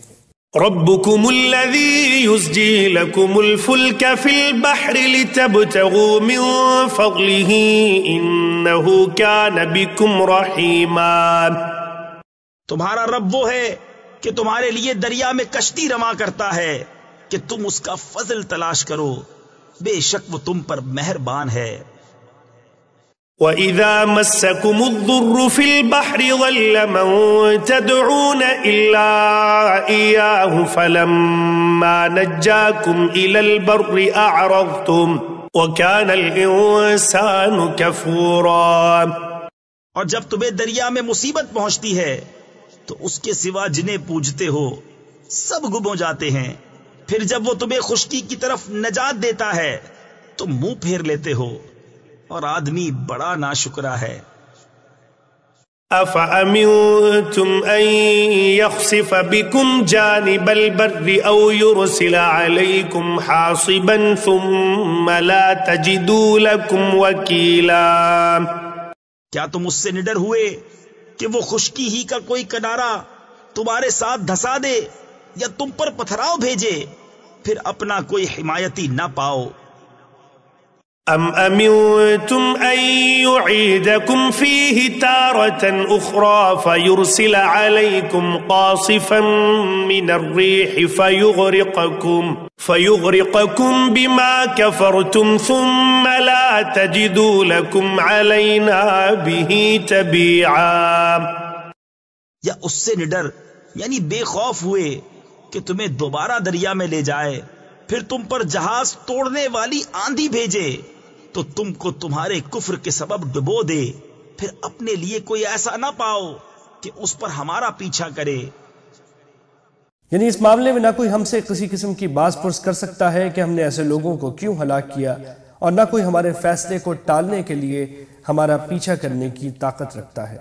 وَلَقَدْ كَرَّمْنَا بَنِي آدَمَ وَحَمَلْنَاهُمْ فِي الْبَرِّ وَالْبَحْرِ وَرَزَقْنَاهُمْ مِنَ الطَّيِّبَاتِ وَفَضَّلْنَاهُمْ عَلَى كَثِيرٍ مِّمَّنْ خَلَقْنَا تَفْضِيلًا. اور بے شک ہم نے اولاد آدم کو عزت دی اور ان کو خشکی اور تری میں سوار کیا اور ان کو ستھری چیزیں روزی دیں اور ان کو اپنی بہت مخلوق سے افضل کیا. يوم ندعو كل أناس بإمامهم فمن أوتي كتابه بيمينه فأولئك يقرؤون كتابهم ولا يظلمون فتيلا. جس دن ہم ہر جماعت کو اس کے امام کے ساتھ بلائیں گے تو جو اپنا نامہ داہنے ہاتھ میں دیا گیا یہ لوگ اپنا نامہ پڑھیں گے اور تاگے بھر ان کا حق نہ دبایا جائے گا۔ ومن كان في هذه أعمى فهو في الآخرة أعمى وأضل سبيلا، اور جو اس زندگی میں اندھا ہو وہ آخرت میں اندھا ہے اور بھی زیادہ گمراہ۔ یہاں اندھا ہونے سے مراد یہ ہے کہ وہ دنیا میں حق کو دیکھنے سے محروم رہا، چنانچہ وہ آخرت میں بھی نجات کا راستہ نہیں دیکھ سکے گا۔ وَإِن كَادُوا لَيَفْتِنُونَكَ عَنِ الَّذِي أَوْحَيْنَا إِلَيْكَ لِتَفْتَرِيَ عَلَيْنَا غَيْرَهُ وَإِذًا لَاتَّخَذُوكَ خَلِيلًا، اور وہ تو قریب تھا کہ تمہیں کچھ لغزش دیتے ہماری وحی سے جو ہم نے تم کو بھیجی، کہ تم ہماری طرف کچھ اور نسبت کر دو، اور ایسا ہوتا تو وہ تم کو اپنا گہرا دوست بنا لیتے۔ وَلَوْلَا أَن ثَبَّتْنَاكَ لَقَدْ كِدتَّ تَرْكَنُ إِلَيْهِمْ شَيْئًا قَلِيلًا، اور اگر ہم تمہیں ثابت قدم نہ رکھتے تو قریب تھا کہ تم ان کی طرف کچھ تھوڑا سا جھکتے۔ إِذًا لَأَذَقْنَاكَ ضِعْفَ الْحَيَاةِ وَضِعْفَ الْمَمَاتِ ثُمَّ لَا تَجِدُ لَكَ عَلَيْنَا نَصِيرًا، اور ایسا ہوتا تو ہم تم کو دونی عمر اور 2 چند موت کا مزہ دیتے، پھر تم ہمارے مقابل اپنا کوئی مددگار نہ پاتے۔ حضرت صلی اللہ علیہ وسلم کو اللہ تعالیٰ نے ہر قسم کے گناہوں سے معصوم بنایا تھا، جس کی بنا پر آپ ہر موقع پر ثابت قدم رہے۔ اگرچہ آپ سے کافروں کی بات ماننے کا دور دور احتمال نہیں تھا، لیکن آپ صلی اللہ علیہ وسلم کے لیے بھی فرضی نافرمانی کی صورت میں سزا کا تذکرہ کر کے اللہ تعالیٰ نے یہ بات واضح فرما دی کہ کسی بھی شخص کے اللہ تعالیٰ کی بارگاہ میں مقرب ہونے کا اصل مدار اس کے اعمال پر ہے، اور کوئی شخص کتنا ہی مقرب ہو اگر گناہ کا ارتکاب کرے گا تو سزا کا مستحق ہوگا، بلکہ مقرب ہونے کی وجہ سے اسے دگنی سزا دی جائے گی۔ وَإِن كَادُوا لَيَسْتَفِزُّونَكَ مِنَ الْأَرْضِ لِيُخْرِجُوكَ مِنْهَا وَإِذًا لَا يَلْبَثُونَ خِلَافَكَ إِلَّا قَلِيلًا، اور بے شک قریب تھا کہ وہ تمہیں اس زمین سے ڈگا دیں، یعنی ہٹا دیں کہ تمہیں اس سے باہر کر دیں، اور ایسا ہوتا تو وہ تمہارے پیچھے نہ ٹھہرتے مگر تھوڑا۔ یعنی آپ صلی اللہ علیہ وسلم کے مکہ مکرمہ سے ہجرت فرمانے کے بعد یہ کافر لوگ بھی مکہ مکرمہ میں زیادہ عرصہ نہیں رہ سکیں گے، چنانچہ ایسا ہی ہوا کہ ہجرت کے 8 سال بعد مکہ مکرمہ فتح ہو گیا، اور 9 سال تمام کافروں کو یہاں سے نکل جانے کا حکم مل گیا، جس کی تفصیل سورہ توبہ کے شروع میں گزر چکی ہے۔ سُنَّةَ مَن قَدْ أَرْسَلْنَا قَبْلَكَ مِن رُّسُلِنَا وَلَا تَجِدُ لِسُنَّتِنَا تَحْوِيلًا، دستور ان کا جو ہم نے تم سے پہلے رسول بھیجے، اور تم ہمارا قانون بدلتا نہ پاؤ گے۔ أَقِمِ الصَّلَاةَ لِدُلُوكِ الشَّمْسِ إِلَى غَسَقِ اللَّيْلِ وَقُرْآنَ الْفَجْرِ إِنَّ قُرْآنَ الْفَجْرِ كَانَ مَشْهُودًا، نماز قائم رکھو سورج ڈھلنے سے رات کی اندھیری تک، اور صبح کا قرآن، بے شک صبح کے قرآن میں فرشتے حاضر ہوتے ہیں۔ سورج ڈھلنے کے بعد سے رات کے اندھیرے تک ظہر، عصر، مغرب اور عشاء کی 4 نمازوں کی طرف اشارہ ہے، اور فجر کی نماز کا ذکر الگ سے اس لیے فرمایا گیا ہے کہ اس وقت لوگوں کو نماز کے لیے اٹھنا پڑتا ہے جس میں دوسری نمازوں کے مقابلے میں زیادہ مشقت ہوتی ہے، اس لیے اس کو خاص اہمیت کے ساتھ الگ ذکر فرمایا گیا ہے۔ اکثر مفسرین نے اس کا یہ مطلب بیان فرمایا ہے کہ صبح کی نماز میں جو تلاوت کی جاتی ہے اس میں فرشتوں کا مجمع حاضر ہوتا ہے۔ احادیث سے معلوم ہوتا ہے کہ انسانوں کی نگرانی کے لیے جو فرشتے مقرر ہیں وہ باری باری اپنے فرائض انجام دیتے ہیں، چنانچہ ایک جماعت فجر کے وقت آتی ہے جو سارے دن اپنے فرائض انجام دیتی ہے، اور دوسری جماعت شام کو عصر کے وقت آتی ہے۔ پہلی جماعت فجر کی نماز میں آ کر شریک ہوتی ہے، اور بعض مفسرین نے اس سے نمازیوں کی حاضری مراد لی ہے، یعنی فجر کی نماز میں چونکہ نمازیوں کو حاضری کا موقع دینے کے لیے اس نماز میں لمبی تلاوت کرنی چاہیے۔ وَمِنَ اللَّيْلِ فَتَهَجَّدْ بِهِ نَافِلَةً لَكَ عَسَىٰ أَن يَبْعَثَكَ رَبُّكَ مَقَامًا مَحْمُودًا، اور رات کے کچھ حصے میں تہجد کرو، یہ خاص تمہارے لیے زیادہ ہے، قریب ہے کہ تمہیں تمہارا رب ایسی جگہ کھڑا کرے جہاں سب تمہاری حمد کریں۔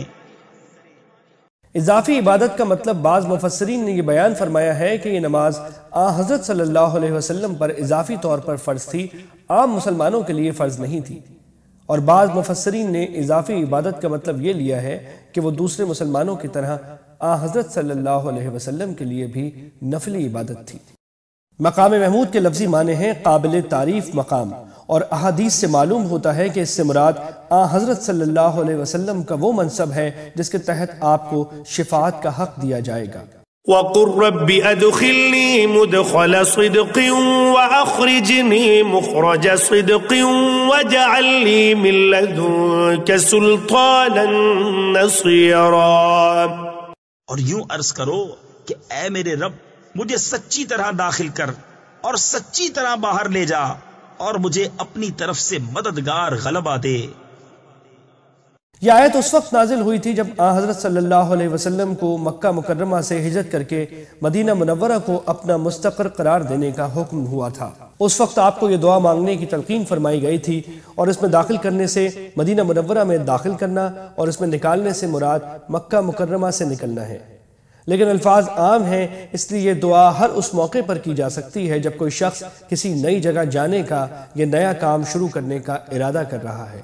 وَقُلْ جَاءَ الْحَقُّ وَزَهَقَ الْبَاطِلُ إِنَّ الْبَاطِلَ كَانَ زَهُوقًا، اور فرماؤ کہ حق آیا اور باطل مٹ گیا، بے شک باطل کو مٹنا ہی تھا۔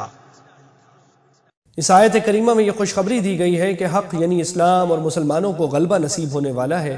چنانچہ جب حضرت صلی اللہ علیہ وسلم نے مکہ مکرمہ فتح کر لیا اور حرم میں داخل ہو کر کعبے میں بنے ہوئے بت گرائے، تو اس وقت آپ کی زبان مبارک پر یہی آیات تھی۔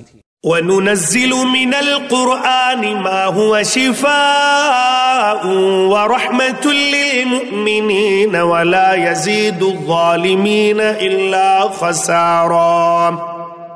اور ہم قرآن میں اتارتے ہیں وہ چیز جو ایمان والوں کے لیے شفا اور رحمت ہے، اور اس سے ظالموں کو نقصان ہی بڑھتا ہے۔ وَإِذَا أَنْعَمْنَا عَلَى الْإِنسَانِ أَعْرَضَ وَنَأَىٰ بِجَانِبِهِ وَإِذَا مَسَّهُ الشَّرُّ كَانَ يَئُوسًا۔ اور جب ہم آدمی پر احسان کرتے ہیں، منہ پھیر لیتا ہے اور اپنی طرف دور ہٹ جاتا ہے، اور جب اسے برائی پہنچے تو نا امید ہو جاتا ہے۔ قُلْ كُلٌّ يَعْمَلُ عَلَى شَاكِلَتِهِ فَرَبُّكُمْ أَعْلَمُ بِمَنْ هُوَ أَهْدَىٰ سَبِيلًا۔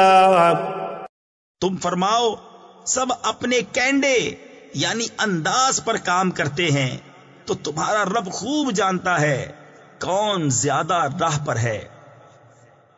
وَيَسْأَلُونَكَ عَنِ الرُّوحِ قُلِ الرُّوحُ مِنْ أَمْرِ رَبِّي وَمَا أُوتِيتُم مِّنَ الْعِلْمِ إِلَّا قَلِيلًا۔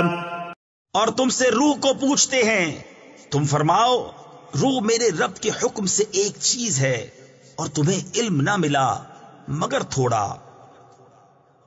صحیح بخاری اور صحیح مسلم میں حضرت عبداللہ بن مسعود رضی اللہ تعالیٰ عنہ سے روایت ہے کہ کچھ یہودیوں نے حضرت صلی اللہ علیہ وسلم کا امتحان لینے کے لیے یہ سوال کیا تھا کہ روح کی حقیقت کیا ہے۔ اس کے جواب میں یہ آیت نازل ہوئی ہے، اور جواب میں اتنی ہی بات فرمائی گئی ہے جو انسان کی سمجھ میں آ سکتی ہے، اور وہ یہ کہ روح کی پیدائش براہ راست اللہ تعالیٰ کے حکم سے ہوئی ہے۔ انسان کے جسم اور دوسری مخلوقات میں تو یہ بات مشاہدے میں آ جاتی ہے کہ ان کی پیدائش میں کچھ ظاہری اسباب کا دخل ہوتا ہے، مثلا نر اور مادہ کے ملاپ سے بچہ پیدا ہوتا ہے، لیکن روح ایسی چیز ہے جس کی تخلیق کا کوئی عمل انسان کے مشاہدے میں نہیں آتا، یہ براہ راست اللہ تعالیٰ کے حکم سے وجود میں آتی ہے۔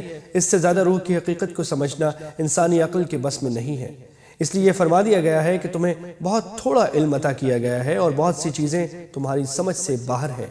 وَلَئِن شِئْنَا لَنَذْهَبَنَّ بِالَّذِي أَوْحَيْنَا إِلَيْكَ ثُمَّ لَا تَجِدُ لَكَ بِهِ عَلَيْنَا وَكِيلًا۔ اور اگر ہم چاہتے تو یہ وحی جو ہم نے تمہاری طرف کی اسے لے جاتے، پھر تم کوئی نہ پاتے کہ تمہارے لیے ہمارے حضور اس پر وکالت کرتا۔ إلا رحمة من ربك إن فضله كان عليك كبيرا. مگر تمہارے رب کی رحمت بے شک تم پر اس کا بڑا فضل ہے. قل لئن اجتمعت الإنس والجن على أن يأتوا بمثل هذا القرآن لا يأتون بمثله ولو كان بعضهم لبعض ظهيرا. تم فرماؤ اگر آدمی اور جن سب اس بات پر متفق ہو جائیں کہ اس قرآن کی مانند لے آئیں تو اس کا مثل نہ لا سکیں گے اگرچہ ان میں ایک دوسرے کا مددگار ہو. وَلَقَدْ صَرَّفْنَا لِلنَّاسِ فِي هَذَا الْقُرْآنِ مِنْ كُلِّ مَثَلٍ فَأَبَى أَكْثَرُ النَّاسِ إِلَّا كُفُورًا. اور بے شک ہم نے لوگوں کے لیے اس قرآن میں ہر قسم کی مثل یعنی مثالیں طرح طرح بیان فرمائیں تو اکثر آدمیوں نے نہ مانا مگر نا شکر کرنا.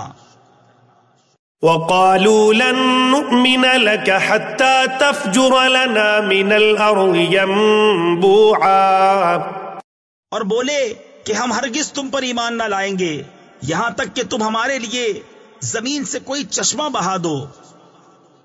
أو تكون لك جنة من نخيل وعنب فتفجر الأنهار خلالها تفجيرا. یا تمہارے لیے کھجوروں اور انگوروں کا کوئی باغ ہو پھر تم اس کے اندر بہتی نہریں روا کرو. أو تسقط السماء كما زعمت علينا كسفا أو تأتي بالله والملائكة قبيلا. یا تم ہم پر آسمان گرا دو جیسا تم نے کہا ہے ٹکڑے ٹکڑے یا اللہ اور فرشتوں کو ضامن لے آؤ. أو يكون لك بيت من زخرف أو ترقى في السماء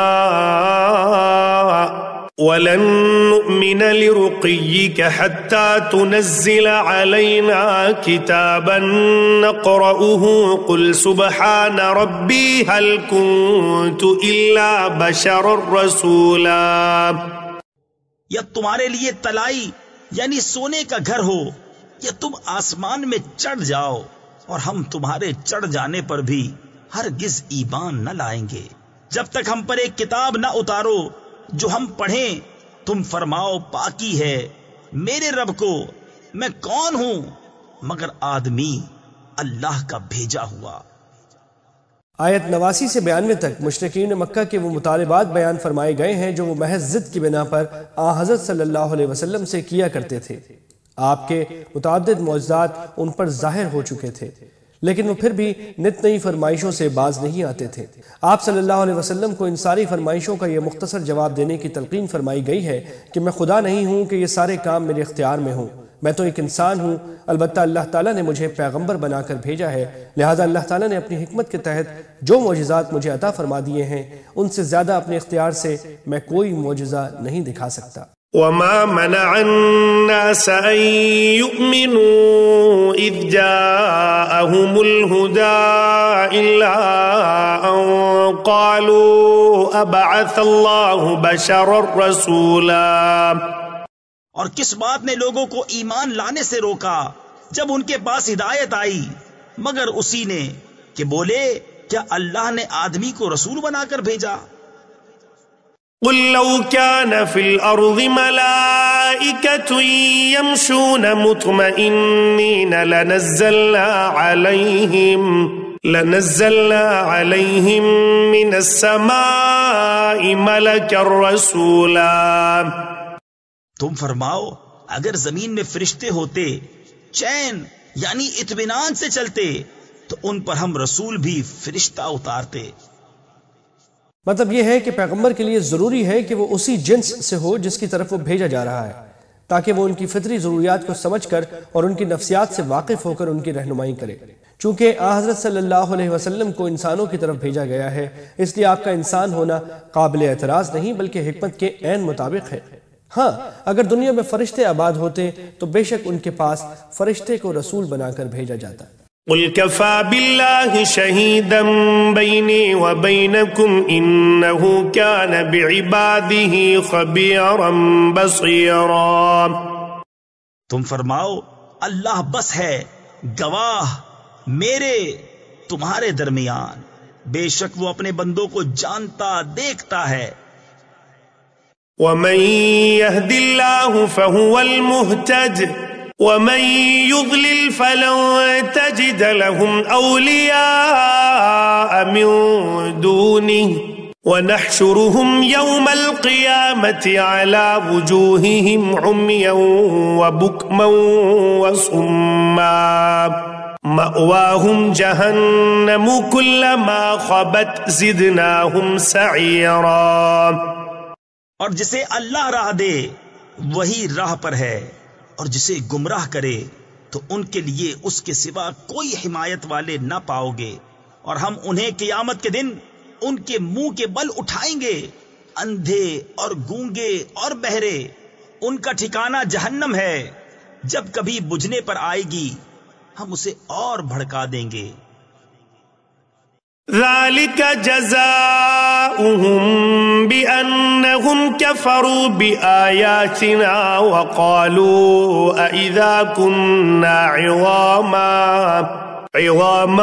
ورفاتا أئنا لمبعوثون خلقا جديدا۔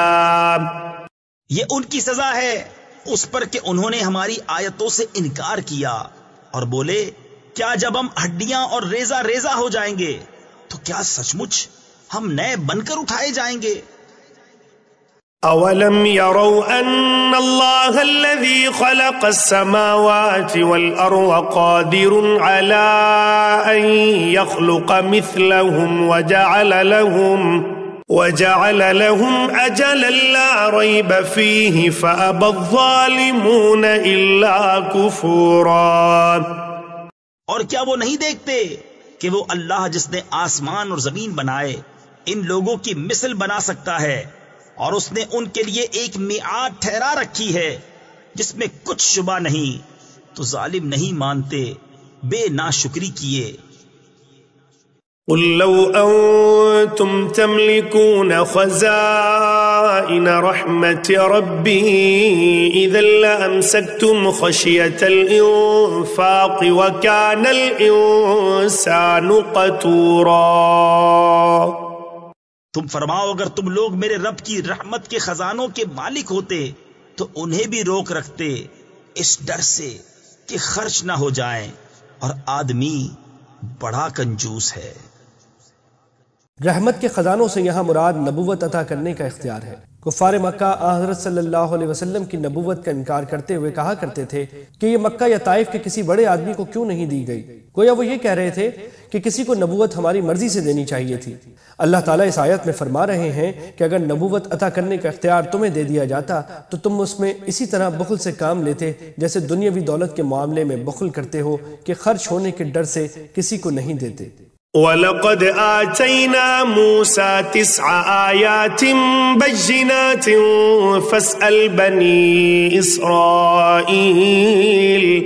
فاسأل بني إسرائيل إذ جاءهم فقال له فرعون إني لأظنك يا موسى مسحورا۔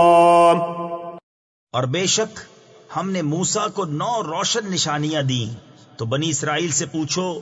جب وہ ان کے پاس آیا تو اس سے فرعون نے کہا اے موسیٰ میرے خیال میں تو تم پر جادو ہوا۔ ایک صحیح حدیث میں 9 نشانیوں کی تفسیر خود آن حضرت صلی اللہ علیہ وسلم نے یہ بیان فرمائی ہے کہ یہ 9 احکام تھے: شرک نہ کرو، چوری نہ کرو، زنا نہ کرو، کسی کو ناحق قتل نہ کرو، کسی پر جھوٹا الزام لگا کر اسے قتل یا سزا کے لیے پیش نہ کرو، جادو نہ کرو، سود نہ کھاؤ، پاک دامن عورتوں پر بہتان نہ باندھو، اور جہاد میں پیٹھ دکھا کر نہ بھاگو۔ قال لقد علمت ما أنزل هؤلاء إلا رب السماوات والأرض بصائر بصائر وإني لأظنك يا فرعون مثبورا. کہا یقیناً تو خوب جانتا ہے کہ انہیں نہ اتارا مگر آسمانوں اور زمین کے مالک نے، دل کی آنکھیں کھولنے والیاں، اور میرے گمان میں تو اے فرعون تو ضرور ہلاک ہونے والا ہے.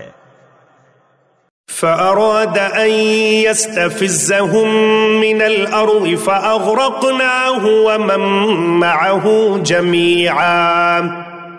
تو اس نے چاہا کہ ان کو زمین سے نکال دے تو ہم نے اسے اور اس کے ساتھیوں سب کو ڈبو دیا. وَقُلْنَا مِن بَعْدِهِ لِبَنِي إِسْرَائِيلَ اسْكُنُوا الْأَرْضَ فَإِذَا جَاءَ وَعْدُ الْآخِرَةِ جِئْنَا بِكُمْ لَفِيفًا. اور اس کے بعد ہم نے بنی اسرائیل سے فرمایا اس زمین میں بسو، پھر جب آخرت کا وعدہ آئے گا ہم تم سب کو گھال میں لے آئیں گے. وَبِالْحَقِّ أَنزَلْنَاهُ وَبِالْحَقِّ نَزَلَ وَمَا أَرْسَلْنَاكَ إِلَّا مُبَشِّرًا وَنَذِيرًا. اور ہم نے قرآن کو حق ہی کے ساتھ اتارا اور حق ہی کے ساتھ اترا، اور ہم نے تمہیں نہ بھیجا مگر خوشی اور ڈر سناتا. وَقُرْآنًا فَرَقْنَاهُ لِتَقْرَأَهُ عَلَى النَّاسِ عَلَى مُكْثٍ وَنَزَّلْنَاهُ تَنزِيلًا. اور قرآن ہم نے جدا جدا کر کے اتارا کہ تم اسے لوگوں پر ٹھہر ٹھہر کر پڑھو، اور ہم نے اسے بتدریج رہ رہ کر اتارا. قُلْ آمِنُوا بِهِ أَوْ لَا تُؤْمِنُوا إِنَّ الَّذِينَ أُوتُوا الْعِلْمَ مِنْ قَبْلِهِ إِذَا يُتْلَى عَلَيْهِمْ يَخِرُّونَ لِلْأَذْقَانِ سُجَّدًا. تم فرماؤ کہ تم لوگ اس پر ایمان لاؤ یا نہ لاؤ، بے شک وہ جنہیں اس کے اترنے سے پہلے علم ملا جب ان پر پڑھا جاتا ہے تھوڑی کے بل سجدے میں گر پڑتے ہیں. وَيَقُولُونَ سُبْحَانَ رَبِّنَا إِن كَانَ وَعْدُ رَبِّنَا لَمَفْعُولًا. اور کہتے ہیں پاکی ہے ہمارے رب کو، بے شک ہمارے رب کا وعدہ پورا ہونا تھا. اس سے مراد وہ لوگ ہیں جنہیں تورات اور انجیل کا علم دیا گیا تھا. چونکہ ان کتابوں میں نبی آخر الزمان صلی اللہ علیہ وسلم کی تشریف آوری کی خبر دی گئی تھی، اس لیے ان کے مخلص لوگ قرآن کریم کو سن کر یہ کہتے تھے کہ اللہ تعالیٰ نے آخر زمانے میں جس کتاب کے نازل کرنے اور جس پیغمبر کو بھیجنے کا وعدہ فرمایا تھا وہ پورا ہو گیا. وَيَخِرُّونَ لِلْأَذْقَانِ يَبْكُونَ وَيَزِيدُهُمْ خُشُوعًا. اور تھوڑی کے بل گرتے ہیں روتے ہوئے، اور یہ قرآن ان کے دل کا جھکنا بڑھاتا ہے. اس آیت کا پس منظر یہ ہے کہ عرب کے مشرکین اللہ تعالیٰ کے نام رحمان کو نہیں مانتے تھے. چنانچہ جب مسلمان یا اللہ یا رحمان کہہ کر کوئی دعا کرتے تو وہ مذاق اڑاتے تھے اور کہتے تھے کہ ایک طرف تو تم کہتے ہو کہ اللہ ایک ہے اور دوسری طرف دو خداؤں کو پکار رہے ہو، ایک اللہ کو اور ایک رحمان کو. اس آیت میں ان کے لغو اعتراض کا جواب دیتے ہوئے فرمایا گیا ہے کہ اللہ اور رحمان دونوں اللہ ہی کے نام ہیں، بلکہ اس کے اور بھی اچھے اچھے نام ہیں جنہیں اسماء حسنہ کہا جاتا ہے. ان میں سے کسی بھی نام سے اس کو پکارا جا سکتا ہے. اس سے عقیدہ توحید پر کوئی حرف نہیں آتا. نماز میں جب بلند آواز سے تلاوت کی جاتی تو مشرکین شور مچا کر مذاق اڑاتے اور اس میں خلل ڈالنے کی کوشش کرتے تھے. اس لیے فرمایا گیا کہ بہت اونچی آواز سے تلاوت کرنے کی ضرورت نہیں ہے، یوں بھی معتدل آواز زیادہ پسندیدہ ہے. قُلِ ادْعُوا اللَّهَ أَوِ ادْعُوا الرَّحْمَنَ أَيَّمَّا تَدْعُوا فَلَهُ الْأَسْمَاءُ الْحُسْنَى وَلَا تَجْهَرْ بِصَلَاتِكَ وَلَا تُخَافِتْ بِهَا وَابْتَغِ بَيْنَ ذَلِكَ سَبِيلًا. تم فرماؤ اللہ کہہ کر پکارو یا رحمان کہہ کر، جو کہہ کر پکارو سب اسی کے اچھے نام ہیں. اور اپنی نماز نہ بہت آواز سے پڑھو نہ بالکل آہستہ، اور ان دونوں کے بیچ میں راستہ چاہو. اس آیت کا پس منظر یہ ہے کہ عرب کے مشرکین اللہ تعالیٰ کے نام رحمان کو نہیں مانتے تھے، چنانچہ جب مسلمان یا اللہ یا رحمان کہہ کر کوئی دعا کرتے تو وہ مذاق اڑاتے تھے اور کہتے تھے کہ ایک طرف تو تم کہتے ہو کہ اللہ ایک ہے اور دوسری طرف دو خداؤں کو پکار رہے ہو، ایک اللہ کو اور ایک رحمان کو۔ اس آیت میں ان کے لغو اعتراض کا جواب دیتے ہوئے فرمایا گیا ہے کہ اللہ اور رحمان دونوں اللہ ہی کے نام ہیں، بلکہ اس کے اور بھی اچھے اچھے نام ہیں جنہیں اسماء حسنہ کہا جاتا ہے، ان میں سے کسی بھی نام سے اس کو پکارا جا سکتا ہے۔ اس سے عقیدہ توحید پر کوئی حرف نہیں آتا۔ نماز میں جب بلند آواز سے تلاوت کی جاتی تو مشرکین شور مچا کر مذاق اڑاتے اور اس میں خلل ڈالنے کی کوشش کرتے تھے، اس لیے فرمایا گیا کہ بہت اونچی آواز سے تلاوت کرنے کی ضرورت نہیں ہے، یوں بھی معتدل آواز زیادہ پسندیدہ ہے۔ وَقُلِ الْحَمْدُ لِلَّهِ الَّذِي لَمْ يَتَّخِذْ وَلَدًا وَلَمْ يَكُنْ لَهُ شَرِيكٌ فِي الْمُلْكِ وَلَمْ يَكُنْ لَهُ وَلِيٌّ مِّنَ الذُّلِّ وَكَبِّرْهُ تَكْبِيرًا۔ اور یوں کہو سب خوبیاں اللہ کو جس نے اپنے لیے بچہ اختیار نہ فرمایا اور بادشاہی میں کوئی اس کا شریک نہیں اور کمزوری سے کوئی اس کا حمایتی نہیں، اور اس کی بڑائی بولنے کو تکبیر کہو۔ بہت سے کافروں کا یہ خیال تھا کہ جس ذات کا نہ کوئی بیٹا ہو اور نہ اس کی سلطنت میں کوئی شریک ہو وہ تو بڑی کمزور ذات ہوگی۔ اس آیت نے واضح فرما دیا کہ اولاد اور مددگاروں کی حاجت اس کو ہوتی ہے جو کمزور ہو، اور اللہ تعالیٰ کی ذات اتنی قوی ہے کہ اسے کمزوری دور کرنے کے لیے نہ کسی اولاد کی ضرورت ہے نہ کسی مددگار کی حاجت۔